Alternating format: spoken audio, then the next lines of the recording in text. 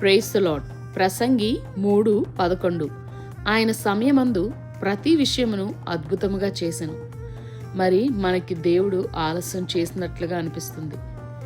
ఎందుకు ఇంకా జరగట్లేదు అని మనసు అడుగుతుంది.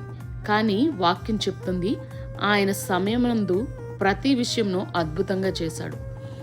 అబ్రహాము సంవత్సరాల తరబడి సంతానం కోసం ఎదురు చూశాడు కదా.